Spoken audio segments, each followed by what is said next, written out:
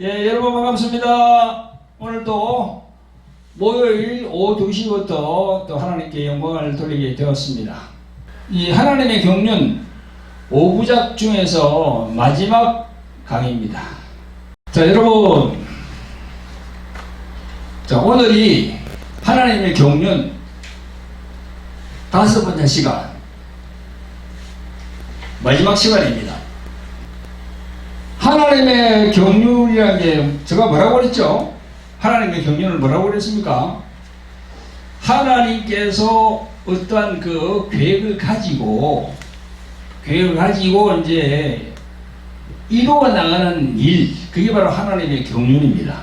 그러니까 일을 조직하고 다 이렇게 맞추어서 이렇게 어떤 목표를 위해서 어떤 목적을 가지고 이루어 나가는 것이 이제 하나님의 경륜이에요.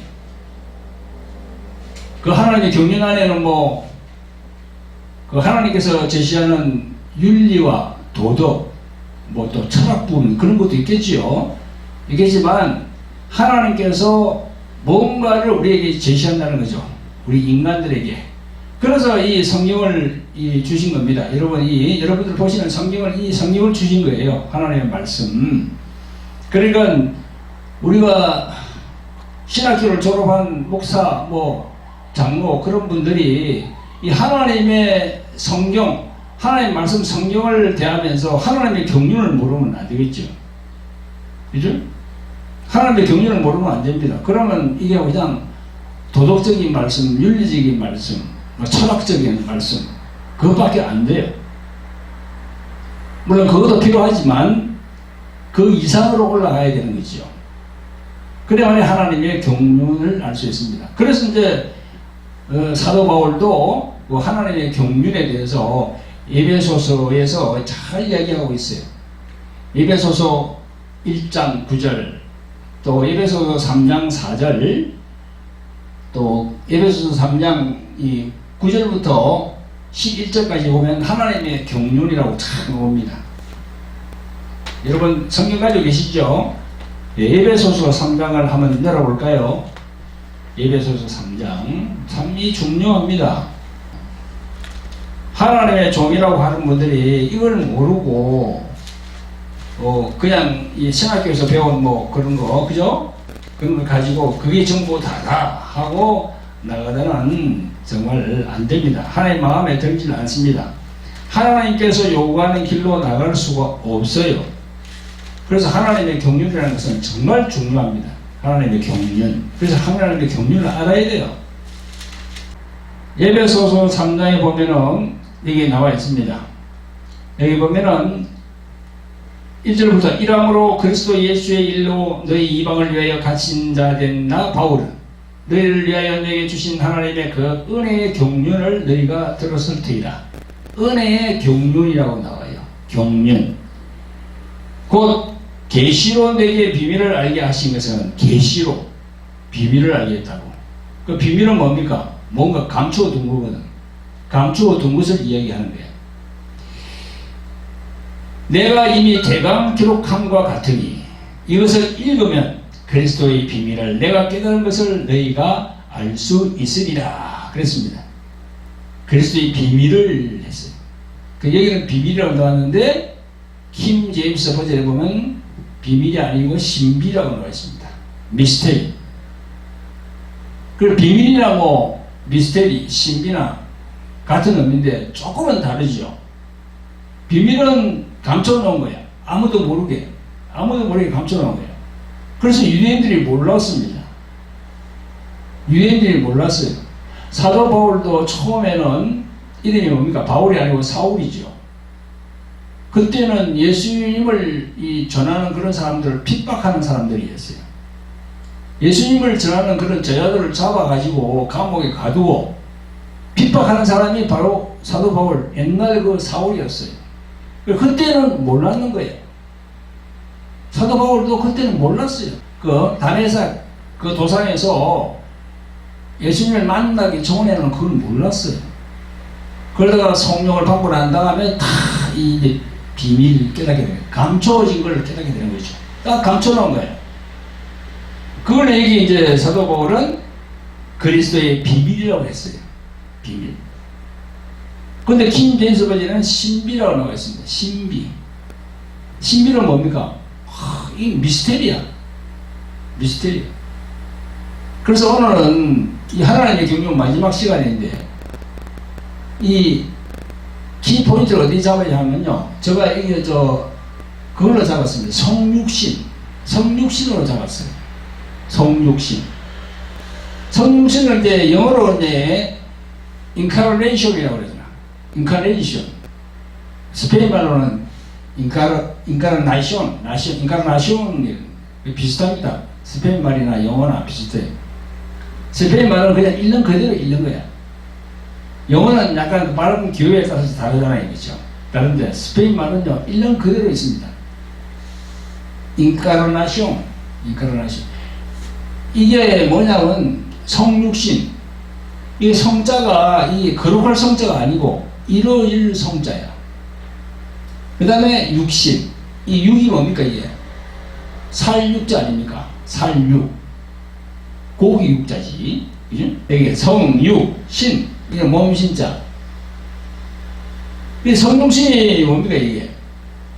인성과 신성을 가진 그런 분이 이 세상에 온다. 그래 하나님이 사람이 된 사건, 신이 인간의 모습으로 이 세상에 나타난 사건, 그걸 갖다가 성육신이라고 하는 겁니다. 성육신. 그걸 천주교에서도 이야기하고 우리 개신교에서도 이야기해요. 성육신. 다 신학교에서 다 배웁니다. 그 신학교에서 성육신에 대해서 배우는데 그 뭐 다 이제 교수들이 나와서 뭐 이렇게 가르쳐주고 시험 치고 그러잖아요. 그래서 성령을 안 받으면 그냥 그것도 하나의 지식으로 남는 거예요.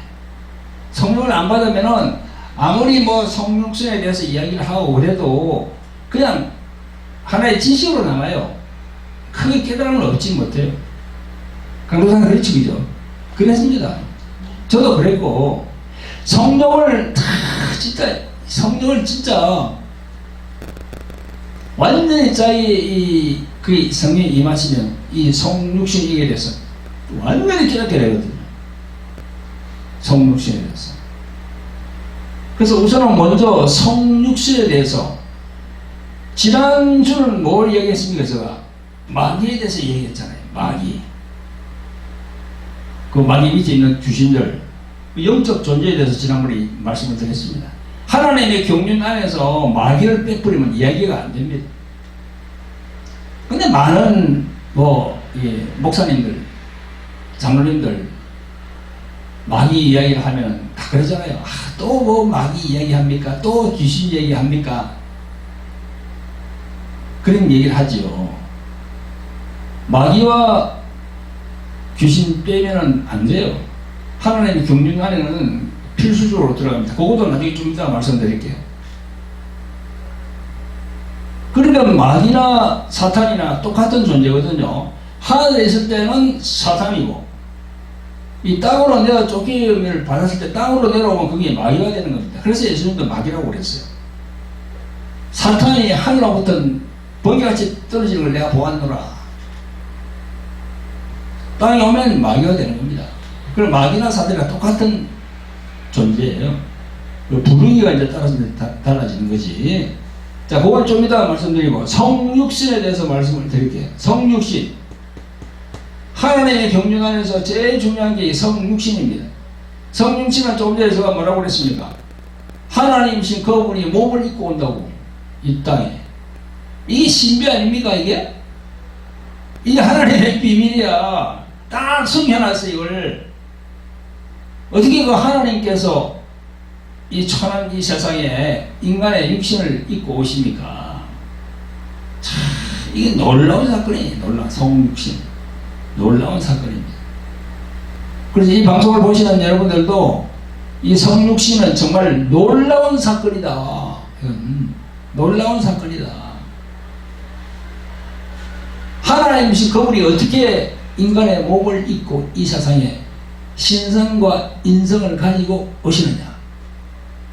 그러면 그게 이제 우리가 그냥 말로만 하나님께서 인간의 몸을 입고 왔다고 이렇게 이야기를 하면 믿겠습니까? 말씀의 증거가 있어야 되잖아요.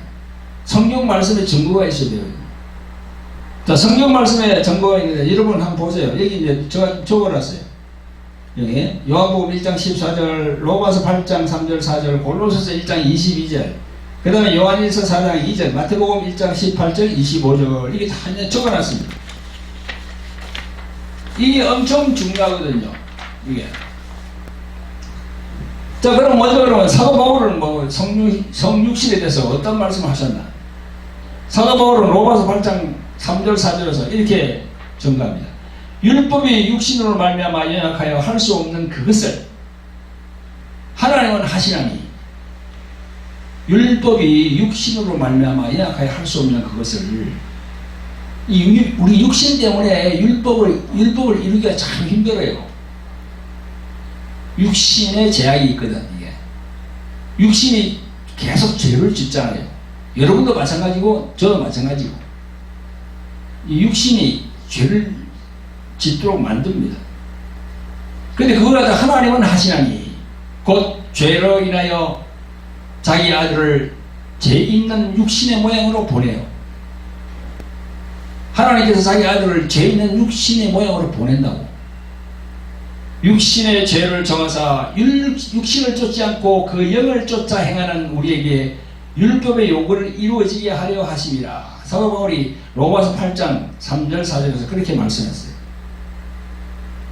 육신의 죄를 정하사 육신을 쫓지 않고 그 영을 쫓아 행하는 우리에게 율법의 요구를 이루어지게 하려 하심이라. 그 영을 쫓아, 이게 중요해요. 영을 쫓아. 그 영이 뭡니까? 성령이지. 성령이지. 그 지금 현재 보면요, 이 개신교에서 이 하는 걸 보면요, 성령을 홀대하고 성령을 무시하는 경우가 참 많거든요. 말로는 그냥 성령 그러합니다. 뭐 성령 강림절 되면 성령에 대해서 이야기하는데 실제로는 성령의 사역을 엄청 해방하는 경우가 많습니다. 이게 그 영을 쫓아 행하는, 그 영을 성령으로 행하는 우리에게 율법의 요구를 이루어지게 하려 하십니다. 다 이렇게 적어놨어요. 그 다음에 골로새서 1장 22절, 이제는 그의 육체의 주국으로 말미암아 화목케 하사 너희를 거룩하고 흠없고 책망할 것이 없는 자로 그 앞에 세우고자 하셨으니. 그러니까 영으로 쫓아, 성령을 쫓아 행하는 우리에게 율법의 요구를 이루어지게 하는 거예요. 율법은 뭡니까? 사망의 법이거든. 율법. 사망의 법입니다. 그 율법으로 살면은요, 죽을 수밖에 없어요. 천국 절대 못 갑니다. 그러면서, 보세요. 그러면서 요한복음 1장 14절. 말씀이 육신이 되어, 이 말씀이 뭡니까? 바로 그리스도, 예수님을 얘기하는 거예요. 예수님이 육신이 되어 우리 가운데 가시며 우리가 그 영광을 보니 아버지의 독생자의 영광이요 은혜와 진리가 충만하더라. 이 말씀이 육신이 딱 되잖아요. 말씀이. 그 예수님이 육신으로 오는 거야. 그게 바로 성육신입니다. 성육신. 인카네이션. 성육신. 신성과 인성을 두 개를 다 가지고 오시는 분이 바로 예수님이라는 거죠. 그리고 요한복음 1장 14절, 이게 참 말씀 중요하죠. 말씀이 육신이 되어, 즉 다시 말해 예수님이 육신이 되어서 온다는 겁니다. 독생자이신 그분이.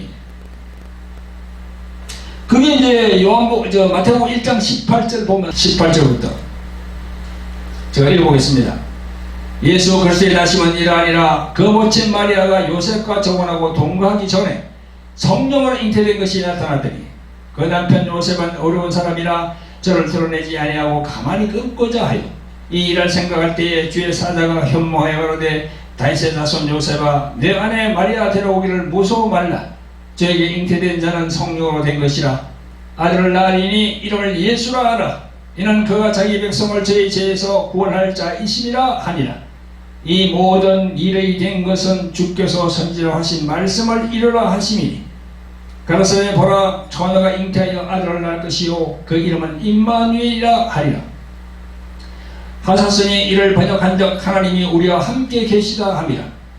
요셉이 잠을 깨어 일어나서 주의 사자의 분부대로 행하여 그 아내를 데려왔으나 아들을 낳기까지 동침치 아니하더니 나음의 이름을 예수라 하니라. 아멘.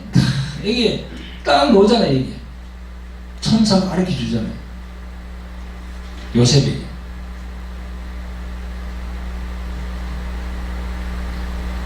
그리고 그 다음에 이제 또 마태복음 2장으로 넘어가면요, 또 그 기사가 또 나옵니다. 2장으로 넘어가면 왜 이 예수님께서 구약 성경에 기록된 대로 이 오시는 것이 다 나와 있어요. 여기 이제 보면 이담입니다만 8절 9절에 보면 베들레헴으로 보내매 이르되 가서 아기에 대하여 자세히 알아보고 찾거든 내게 고하여 나도 가서 그에게 경배하게 하라. 박사들이 왕의 말을 듣고 갈새 동방에서 보던 그 별이 문득 앞에 인도에 가다가 아기는 곧 위에 머물러 섰는지라. 저희가 별을 보고 가장 크게 기뻐하더라. 이 별로 나오잖아요. 별. 이 별이 무슨 별일까요? 목성입니다. 이 천체를 연구하는 이 기독교인들, 크리스찬들 중에서 천체를 연구하는 그 천체 과학자들이 이걸 다 조사를 했어요. 2000년 전으로 다 이 기하학적, 수학적으로 되어 있기 때문에 이건 틀림이 없어요. 그래가지고 2000년 전에 그 당시 예수님이 태어날 때 그 당시에 그 천문 별의 움직임을 다 봤어요. 목성입니다. 목성이 딱 그 베들레헴 그 위에 뜬 겁니다. 목성이 제일 크거든요. 별 중에서. 아무튼 이게 이런 성경에 나와 있는 그대로 말이죠. 다 이렇게 다 나와 있습니다. 그러니까 우리가 이 말씀을 증거를 조합해 보면요, 우리가 부인할 수가 없습니다. 정말 부인할 수가 없어요. 그래서 사도 요한은 뭐라고 했습니까? 사도 요한이 요한일서 4장 2절 3절에 보면 이렇게 말씀합니다. 하나님의 영은 이것으로 알지니 곧 예수 그리스도께서 육체로 오신 것을 시인하는 영마다 하나님께 속한 것이요 예수를 시인하지 아니하는 영마다 하나님께 속한 것이 아니니 이것이 곧 적 그리스도의 영이니라. 오리라 한 말을 너희가 들었거니와 이제 벌써 세상에 있느니라 했어요. 아멘. 그래, 예수님을 육체로 오신 것을 시인하는 영마다 하나님께 속했다. 예수님이 육체로 오신 걸 부인하면 그게 바로 적 그리스도입니다. 그걸 아셔야 돼요. 여기 분명히 나와 있거든요. 육체로 오신 것을 시인을 해야 돼요. 그래 말해 하나님께 속했다고 증거하고 있습니다. 그래서 지금 보면 우리가 이단이라고 하는 그런 단체들 있잖아요. 하나님께서 보내신 예수 그리스도, 그 육체를 입고 오신 그 예수 그리스도를 인정을 하지 않아요. 삼위일체 교리를 인정하지 않습니다. 그 천주교나 우리 개신교는 삼위일체 교리를 인정하거든요. 성부, 성자, 성령. 그 중에서 성자, 예수님이 육체를 입고 오신 것, 그거 우리 인정을 해야 되거든요. 그거 인정하지 않습니다. 그래서 이단이에요, 그게.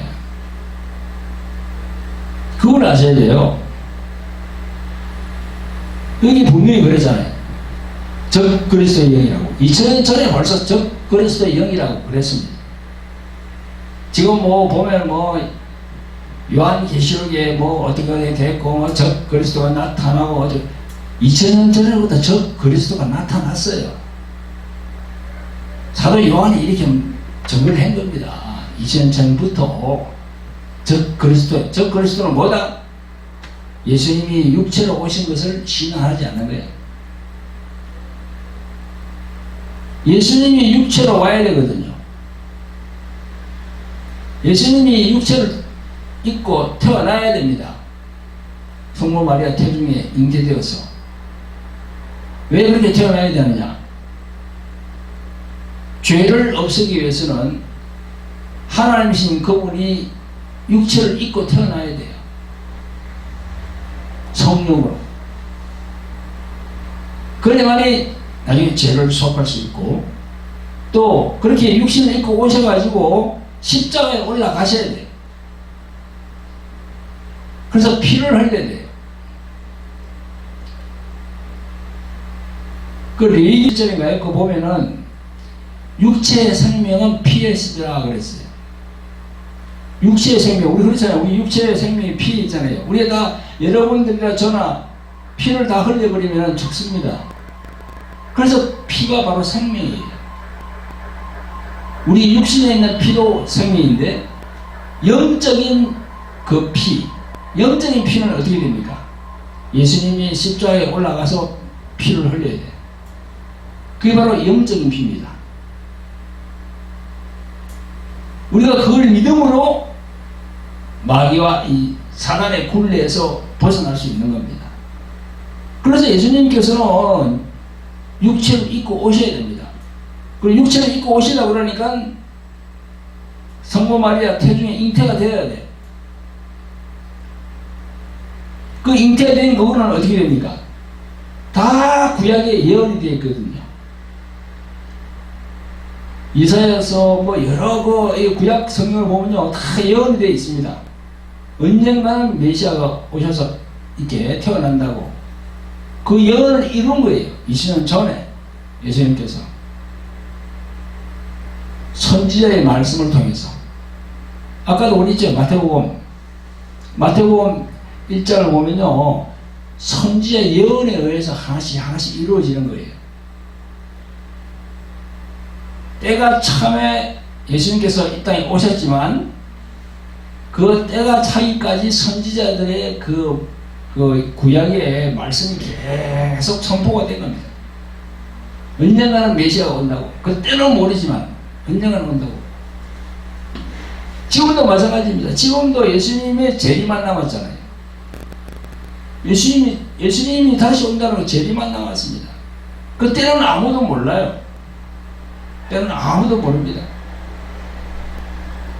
그 때를 정해가지고 하는 거 시한부 종말론 다 그 이단입니다. 가짜입니다. 속아서는 절대 안 돼요.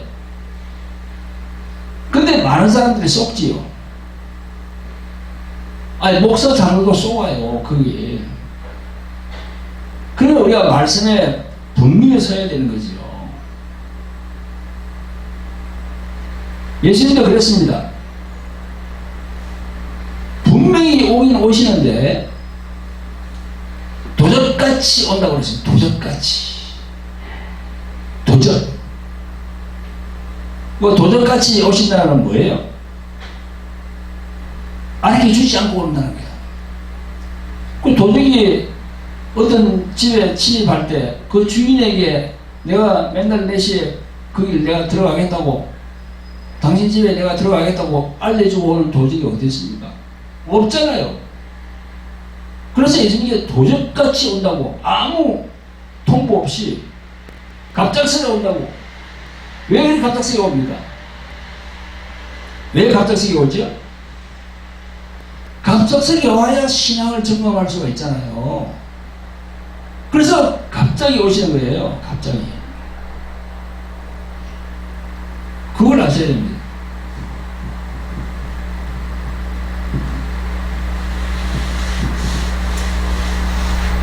이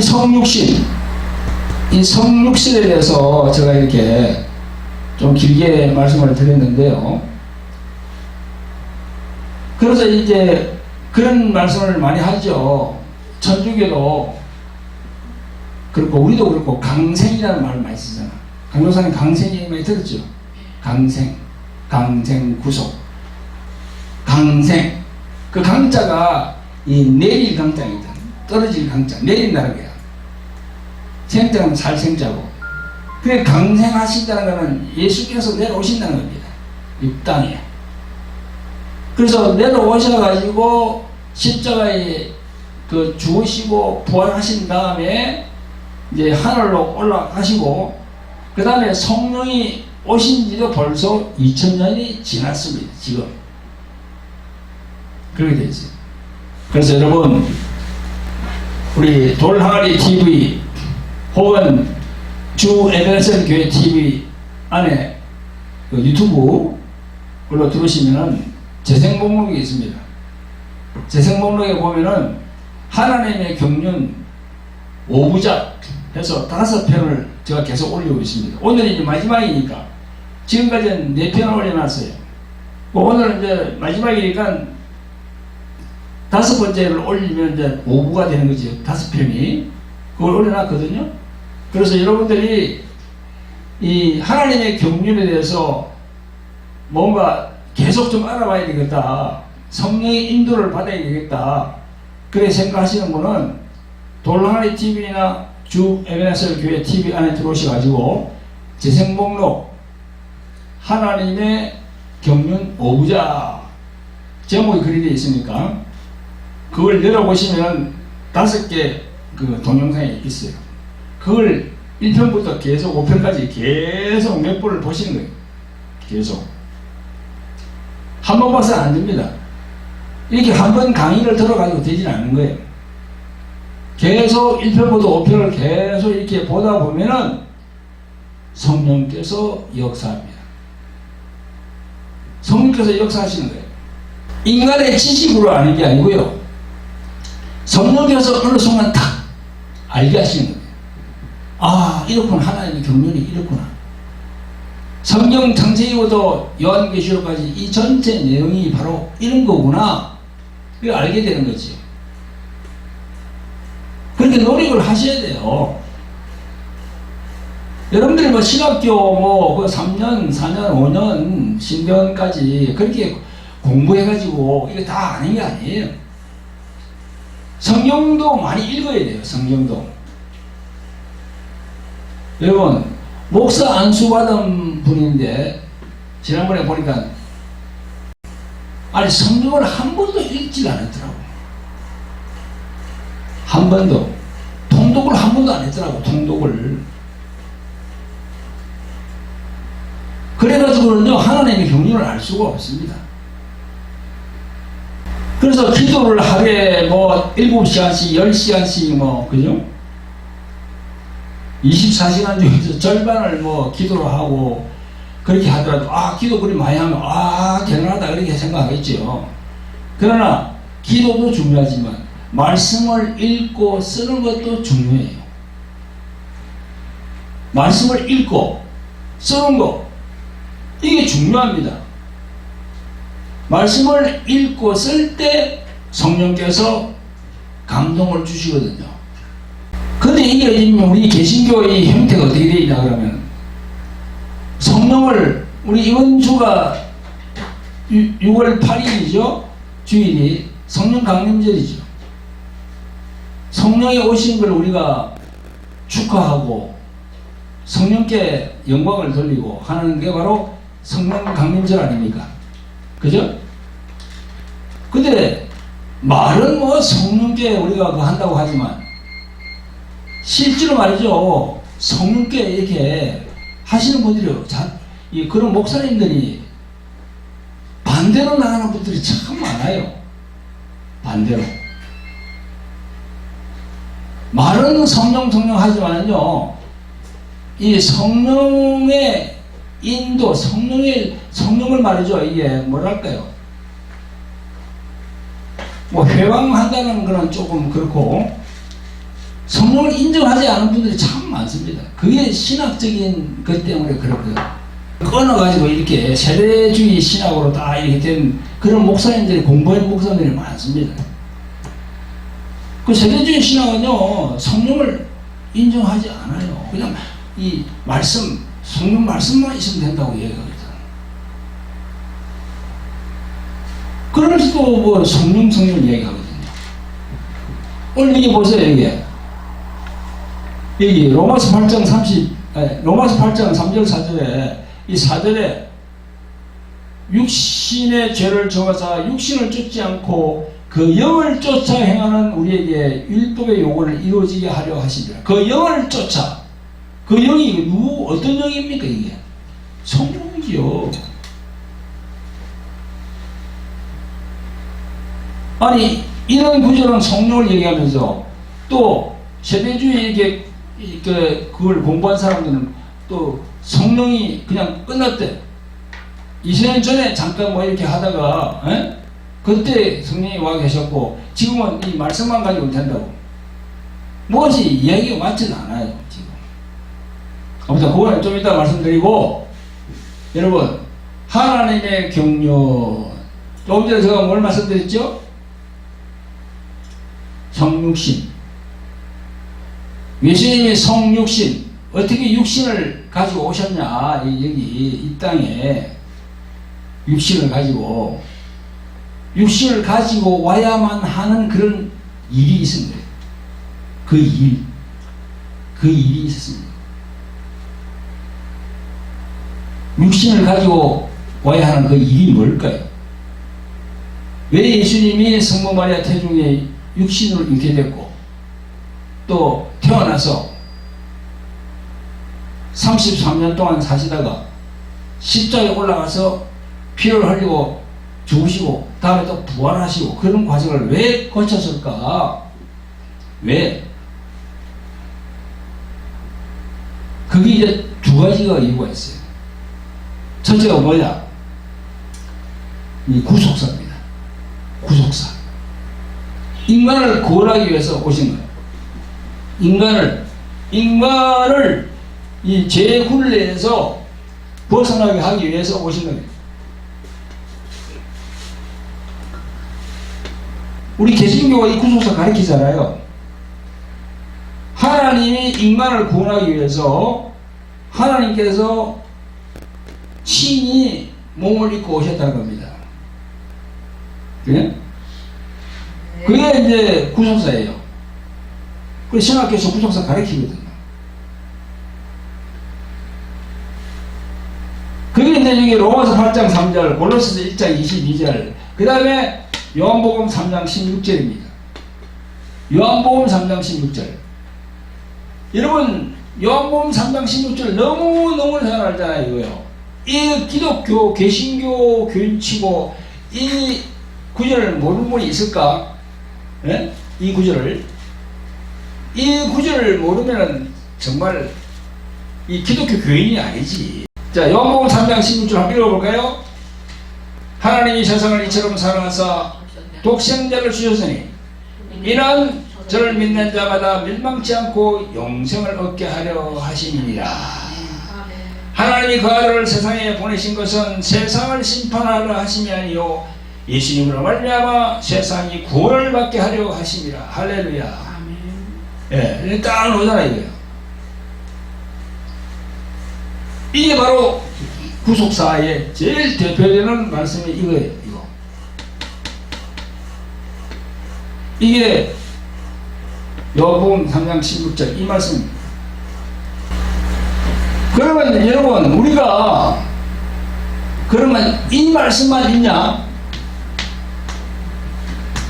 이 말씀만 있을까요? 성경에서 얘기하는 말씀이 이 말씀만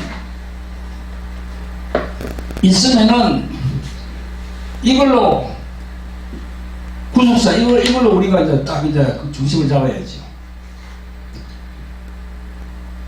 이 말씀도 있지만 이게 이제 말하는 게 바울 신학입니다. 바울 현대 신학은 이 바울 선생이 적은 이 로마서, 골로새서, 그 다음에 여러 이 말씀들 쭉 나오잖아요. 그걸 다 종합한 게 바로 이거 바울 신학입니다. 이 구속사거든요. 얼마나 바울 사도가 잘 적어놨는지 몰라요. 정말. 근데 이 말씀만 있는 게 아니에요. 성경은. 또 하나가 있는데 이게 뭐냐면요. 영적 세계의 질서. 영적 세계의 질서가 있다는 거예요. 그게 바로 내가 얘기하는 마귀론입니다. 마귀론. 요걸 알아야 돼요. 요걸 모르면 안 돼요. 그래서 구속사도 중요하고 영적 세계의 질서, 요 마귀론도 알아야 되는 거예요. 그래서 우리가 흔히들 그런 얘기 하잖아요. 이 손뼉을 치려 그러면은 왼쪽 오른쪽 손을 맞춰야 소리가 크게 나듯이 마찬가지입니다. 구속사도 어떻게 애정해가지고 쭉 했는지 우리가 알아야 되고, 그 다음에 영적 세계의 질서, 요것도 알아야 돼. 영적 세계의 질서를 알려고 그러니까 어떻게 됩니까? 하나님이 계시고, 그 다음에 인간이 있고, 그 중간에 무엇이 있다? 마귀가 있는 거예요. 이걸 알아야 돼요. 하나님이 계신 것 우리가 알잖아요. 우리 인간도 하나님께서 지었으니까. 그렇게 해서 인간을 구원하기 위해서 오신 것이 바로 구속사라니까요. 그런데 요 중간에 이거 마귀가 있다는 거예요. 그게 바로 영적 세계의 질서입니다. 그걸 우리가 흔히들 요한신학이라고 얘기를 해요. 요한신학.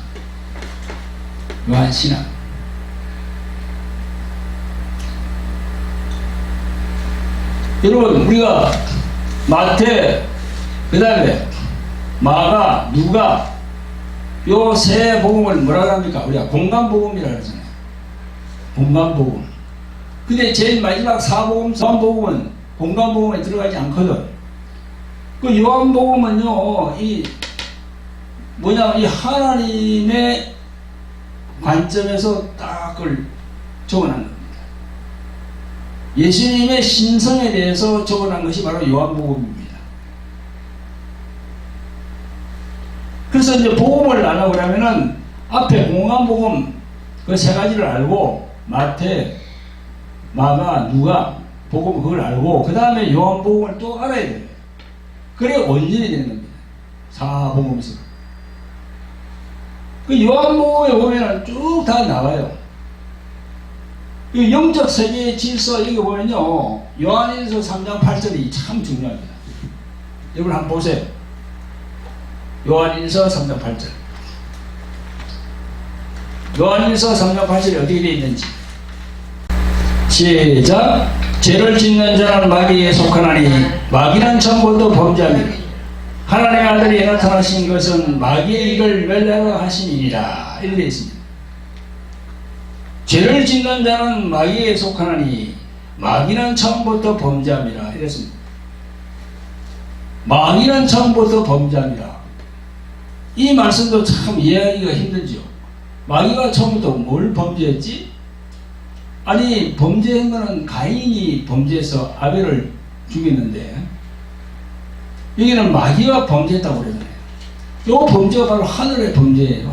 하늘에서 하나님을 대적한 거예요.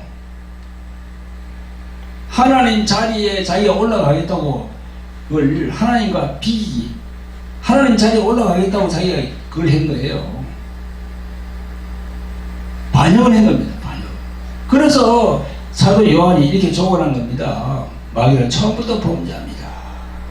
하나님의 아들이 나타나신 것은 마귀의 일을 멸하라 하십니다. 마귀의 일을 멸하란다. 그러면 마귀의 일을 멸하기 위해서 예수님께서 이 십자가에 달려서 온 중에 절반이 속하잖아요. 절반은 인간 구원, 절반은 마귀의 일을 멸하기 위해서 오셨거든요.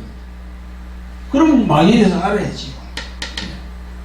마귀에 대해서 모르면 안 되죠. 마귀가 어떤 존재인지. 그래서 제가 지난번에도 말씀드렸잖아요.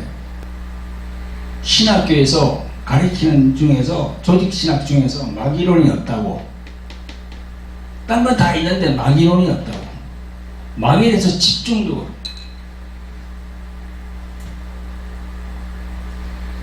그 요한일서 3장 8절이 제일 대표되는 구절이 바로 이겁니다.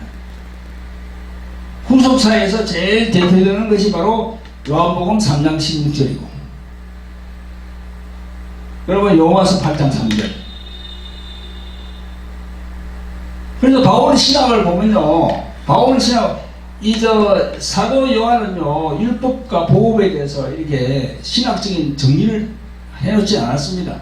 그런데 이 사도 바울이 적은 이 로마서라 이런 걸 쭉 보면요, 신학적인 걸 진짜 잘 정리해놨어요. 율법과 복음에 대해서 잘 정리를 해놨습니다. 그 잘 정리해놓은 걸 이제 정립을 해서 그걸 가지고 신학에서 가르치는 거예요.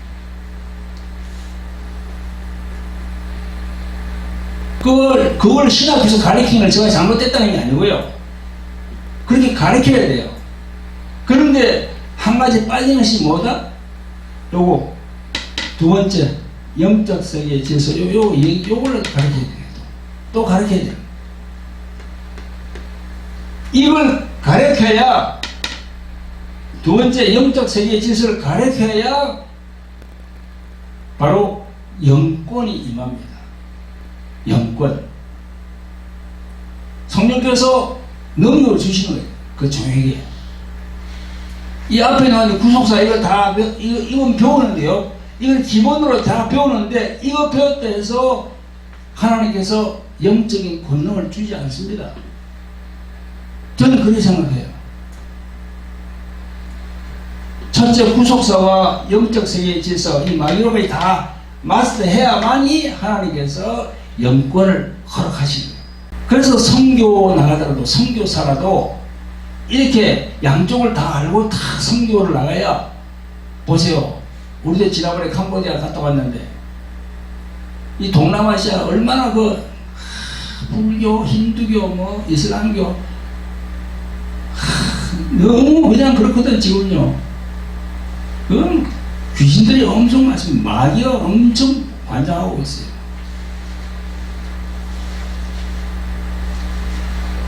그런 영권이 있어야 돼요. 능력이 있어야 되는 거예요. 선교사라도.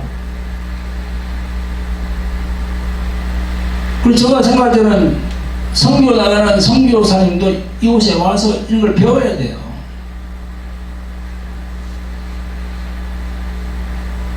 배워야 됩니다. 자신의 타이틀, 목사님, 선교사님 다 내려놓고, 나는 그냥 병신도입니다 하고 바짝 하나 내려놓고 이걸 배워야 돼요. 그래야 정말 하나님께서 쓰시는 종이 되거든요. 자, 하나님의 경영 5부작 중에서 오늘 마지막입니다. 마지막. 하나님께서 창세기부터 요한계시록까지 쫙 이렇게 진행되면서 하나님께서 우리에게 주시는 그것이 뭐다? 그걸 우리가 알아야 되는 거지.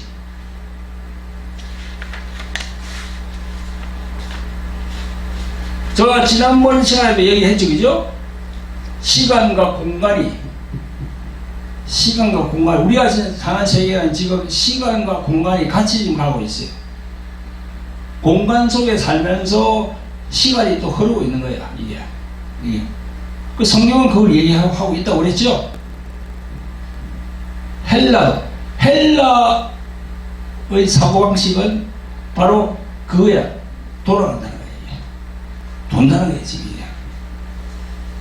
그건 이제 불교에서는 윤회라고 합니다. 윤회. 그 헬라적인 그런 철학도 이 윤회가 있어요. 그 안에. 돌잖아요, 우리야. 봄, 여름, 가을, 겨울. 사람도 나오고, 죽고 나오고, 다 돈다고, 이게. 그러니까 불교와 다른 거는 보면 이걸 얘기 안 하지. 히브리적인 그 얘기를 안 하지. 히브리 신앙은 뭡니까? 처음, 나중, 시작, 끝, 직선이에요, 직선. 이게. 그래서 우리 성경을 보면 두 가지가 다 되어 있다고 내가 지난번에 말씀드렸죠. 그 시간과 공간 개념으로 우리가 이게 살아가는데, 그런 천국이 있고 지옥이 있을까? 성경은 천국과 지옥을 분명히 말씀합니다. 그래서 성경을 보면 천국을 얘기할 때는 우리가 낙원을 얘기해요. 낙원. 그 성경적으로 보면 지금 낙원에 가서 다 잔다고 했습니다.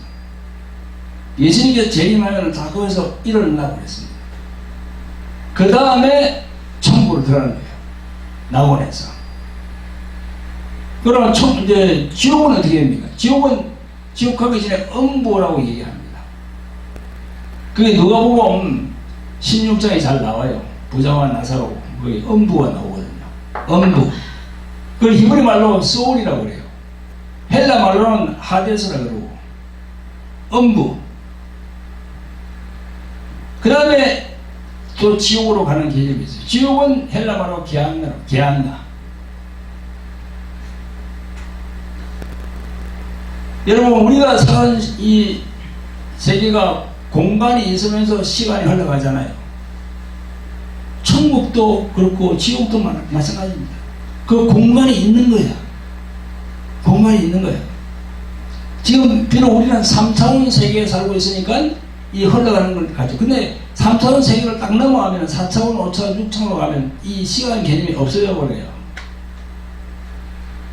없어집니다.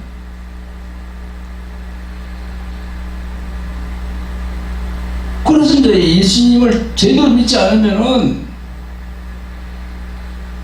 천국을 가지 못하는 거예요. 나홀에 가지 못하는 거예요. 그 누가복음 16장에 보면은 어떻게 되어 있습니까? 아브라함이 그러잖아요.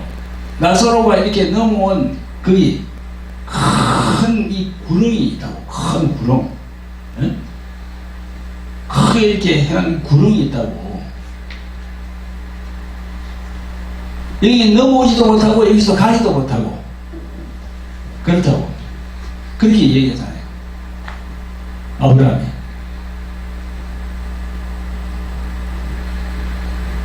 우리가 이 세상을 떠나면은 그걸 실감하게 되거든요. 우리가 이 세상을 떠나면은 그걸 딱 실감하게 되는 거예요. 예수님 제대로 믿는 사람은 나오네. 그래서 이제 천국으로 갈 길을 하는 거고, 예수님을 영접하지 않은 사람들은 음부로 떨어졌다가 그 다음에 지옥으로 가는 겁니다. 음부가 바로 스월, 지옥은 게안나. 그 요한계시록에 보면은 그게 불꽃으로 팍 되어 있는 그 불못으로 들어간다고 되어 있습니다. 그래서 시간과 공간의 개념을 알면은 우리가 이걸 이해할 수 있는 거죠. 지금까지 여러분들에게 이렇게 정리해서 말씀드린 걸 이해할 수 있는 거죠. 하나님의 경륜. 자, 오늘은 여러분 이 하나님의 경륜에 대해서 5번째 시간이고 제일 마지막 시간입니다. 그래서 이 마지막 시간까지 오늘 처음 들어오신 분들은 무슨 말씀 하는지 모르겠죠. 그러나 돌하리 TV나 주 에베소 교회 TV로 들어가셔서 그 재생 목록에서 하나님의 경륜 5부작을 보세요. 보시면 1부부터 쭉 이렇게 다 이렇게 올려놨습니다. 그걸 보시면은 이 성경이 지금 무엇을 말하고 있구나 그렇게 알 수가 있습니다. 아멘. 그리고 이것도 여러분 오늘 오신 분들도 이거 꼭 인터넷에서 사진 한번 찾아보세요. 예수님께서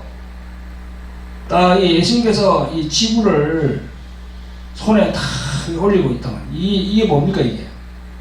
5대양 6대주의 주인은 누구다? 바로 예수 그리스도. 그분이시다. 그겁니다. 성경이 이걸 말하고 있습니다. 성경이. 내가 그렇게 얘기 주장하는 게 아니고 성경이 그렇게 말씀을 하고 있는 겁니다. 할렐루야. 그래 예수님이 얼마나 중요한 분인가를 우리가 알 수 있는 거지. 아멘. 그래서 구약의 여호와 야훼 그 이름으로 오신 분이 바로 예수 그리스도 이분이시다. 아멘. 네, 그렇게 저는 증거합니다. 자, 여러분 오늘 이 시간도 함께 해 주셔서 감사드립니다.